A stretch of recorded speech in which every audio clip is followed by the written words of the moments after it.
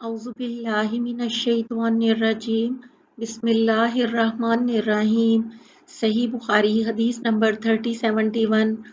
उम्मे खालिद बिनते खालिद बिन सईद रज़ी अल्लाह अन्हो ने बयान किया कि मैं रसूल अल्लाह सल्लल्लाहु अलैहि वसल्लम की खिदमत में अपने वालिद के साथ हाजिर हुई। मैं उस वक़्त एक ज़र्द रंग की कमीज़ पहने हुए थी। नबी करीम सल्लल्लाहु अलैहि वसल्लम ने इस पर फरमाया, सना सना। अब्दुल्ला ने कहा, ये लफ्ज़ हबशी ज़ुबान में उम्दा के मायने में बोला जाता है। उन्होंने बयान किया कि फिर मैं मेहर नबूवत के साथ जो आपके पुश्त पर थी खेलने लगी तो मेरे वालिद ने मुझे डांटा, लेकिन आप सल्लल्लाहु अलैहि वसल्लम ने फरमाया कि इसे मत डांटो। फिर आप सल्लल्लाहु अलैहि वसल्लम ने उम्मे खालिद को दराज़ी उम्र की दुआ दी कि इस कमीज़ को खूब पहन और पुरानी कर, फिर पहन और पुरानी कर, और फिर पहन और पुरानी कर। अब्दुल्ला ने कहा कि चुनांचे ये कमीज़ इतने दिनों तक बाकी रही कि ज़ुबानों पर उसका चर्चा आ गया। सही बुखारी हदीस नंबर 3072।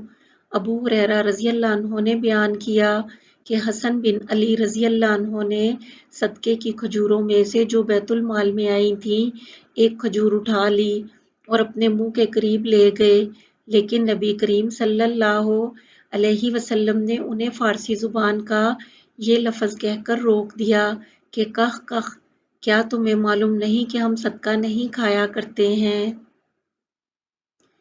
सही बुखारी हदीस नंबर 3073। अबू हुरैरा रज़ी अल्लाह अन्हो ने बयान किया कि नबी करीम सल्लल्लाहु अलैहि वसल्लम ने हमें खिताब फरमाया और गलूल खयानत का जिक्र फरमाया। इस जुर्म की होलनाकी को वाज़ेह करते हुए फरमाया कि मैं तुम में किसी को भी क़यामत के दिन इस हालत में ना पाऊं कि उसकी गर्दन पर बकरी लदी हुई हो और वो चिल्ला रही हो, या उसकी गर्दन पर घोड़ा लदा हुआ हो और वो चिल्ला रहा हो, और वो शख्स मुझसे कहे कि या रसूल अल्लाह मेरी मदद फरमाइए, लेकिन मैं ये जवाब दे दूं कि मैं तुम्हारी कोई मदद नहीं कर सकता, मैं तो अल्लाह का पैगाम तुम तक पहुंचा चुका था, और उसकी गर्दन पर ऊंट लदा हुआ हो और चिल्ला रहा हो, और वो शख्स कहे कि या रसूल अल्लाह मेरी मदद फरमाइए, लेकिन मैं ये जवाब दे दूं कि मैं तुम्हारी कोई मदद नहीं कर सकता, मैं अल्लाह का पैगाम तुम्हें पहुंचा चुका था, या वो इस हाल में आए कि वो अपनी गर्दन पर सोना चांदी असबाब लादे हुए हो और वो मुझसे कहे कि या रसूल अल्लाह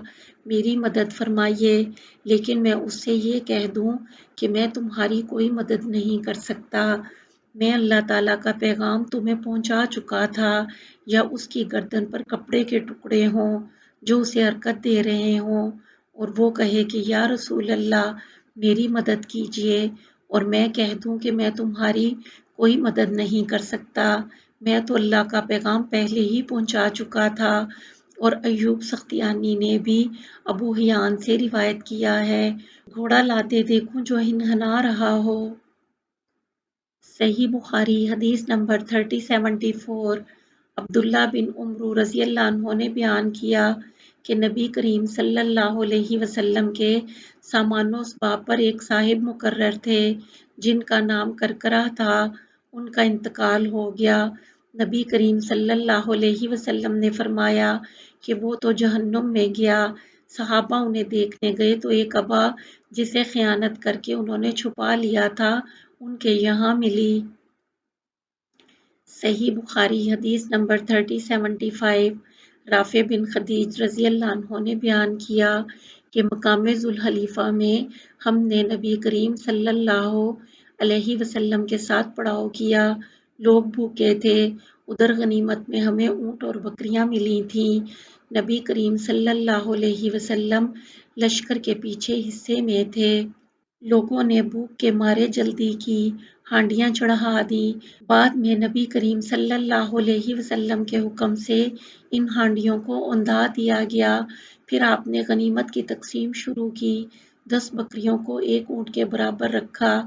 इत्तफाक से माले गनीमत का एक ऊँट भाग निकला, لشکر میں گھوڑوں کی کمی تھی، لوگ اسے پکڑنے کے لیے دوڑے، لیکن اونٹ نے سب کو تھکا دیا۔ آخر ایک صحابی خود رافع رضی اللہ عنہ نے اسے تیر مارا۔ اللہ تعالیٰ کے حکم سے اونٹ جہاں تھا وہیں رہ گیا۔ اس پر آپ صلی اللہ علیہ وسلم نے فرمایا کہ ان پالتو جانوروں میں بھی جنگلی جانوروں کی طرح بعض دفعہ وحشت ہو جاتی ہے، اس لیے اگر ان میں سے کوئی قابو میں نہ آئے تو اس کے ساتھ ایسا ہی کرو۔ ابایا کہتے ہیں کہ میرے دادا رافع رضی اللہ عنہ نے خدمت نبوی میں عرض کیا کہ ہمیں امید ہے، یا یہ کہا کہ خوف ہے کہ کل کہیں ہماری دشمن سے مڈ بھیڑ نہ ہو جائے۔ ادھر ہمارے پاس چھری نہیں ہے تو کیا ہم بانس کی کھپچیوں سے ذبح کر سکتے ہیں؟ آپ صلی اللہ علیہ وسلم نے فرمایا کہ جو چیز خون بہا دے اور ذبح کرتے وقت اس پر اللہ تعالیٰ کا نام بھی لیا گیا ہو تو اس کا گوشت کھانا حلال ہے، البتہ وہ چیز جس سے ذبح کیا گیا ہو دانت اور ناخن نہ ہونا چاہیے۔ تمہارے سامنے میں اس کی وجہ بھی بیان کرتا ہوں۔ دانت تو اس لیے نہیں کہ وہ ہڈی ہے اور ناخن اس لیے نہیں کہ وہ حبشیوں کی چھری ہیں۔ صحیح بخاری حدیث نمبر 3076۔ جریر بن عبداللہ بجلی رضی اللہ عنہ نے بیان کیا کہ مجھ سے رسول اللہ صلی اللہ علیہ وسلم نے فرمایا، ذی الخلصہ یمن کے کعبے کو تباہ کر کے مجھے کیوں خوش نہیں کرتے؟ یہ ذی الخلصہ یمن کے قبیلہ خثعم کا بت کدا تھا، کعبے کے مقابل بنایا تھا، جسے کعبۃ الجمانیہ کہتے تھے۔ چنانچہ میں اپنے قبیلہ احمس کے 150 سواروں کو لے کر تیار ہو گیا، یہ سب اچھے شہ سوار تھے۔ پھر میں نے آپ صلی اللہ علیہ وسلم سے عرض کیا کہ میں گھوڑے پر اچھی طرح سے جم نہیں پاتا، تو آپ نے میرے سینے پر دست مبارک مارا اور میں نے آپ صلی اللہ علیہ وسلم کی انگلیوں کا نشان اپنے سینے پر دیکھا۔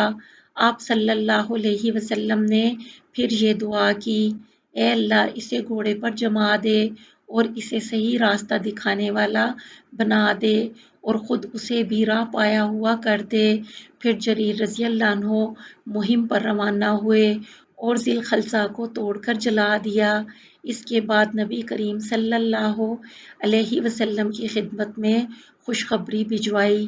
جریر رضی اللہ عنہ کے قاصد حسین بن ربیعہ نے خدمت نبوی میں حاضر ہو کر عرض کیا، یا رسول اللہ، اس ذات پاک کی قسم جس نے آپ کو سچا پیغمبر بنا کر مبعوث فرمایا، میں اس وقت تک آپ کی خدمت میں حاضر نہیں ہوا جب تک وہ بت کدا جل کر ایسا سیاہ نہیں ہو گیا جیسا خارش والا بیمار اونٹ سیاہ ہوا کرتا ہے۔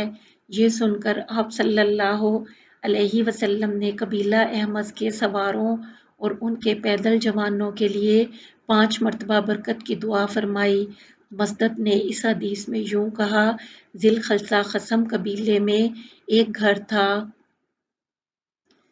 صحیح بخاری حدیث نمبر 3077۔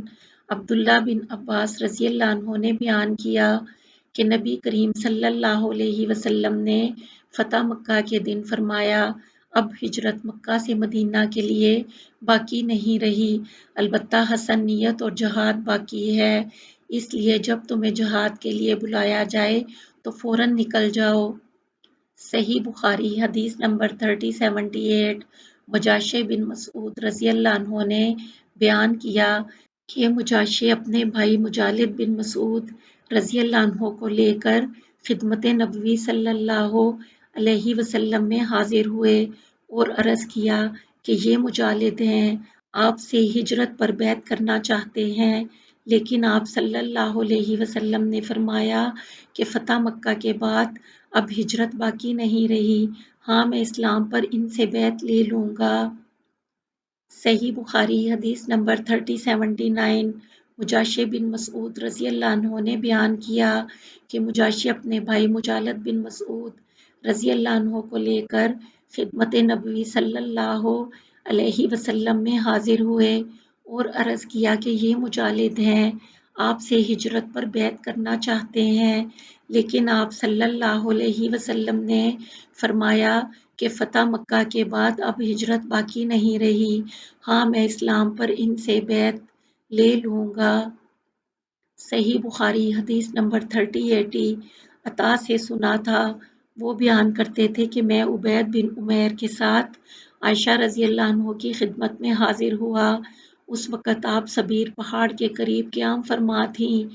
آپ نے ہم سے فرمایا کہ جب اللہ تعالیٰ نے اپنے نبی صلی اللہ علیہ وسلم کو مکہ پر فتح دی تھی، اسی وقت سے ہجرت کا سلسلہ ختم ہو گیا تھا۔ سبیر مشہور پہاڑ ہے۔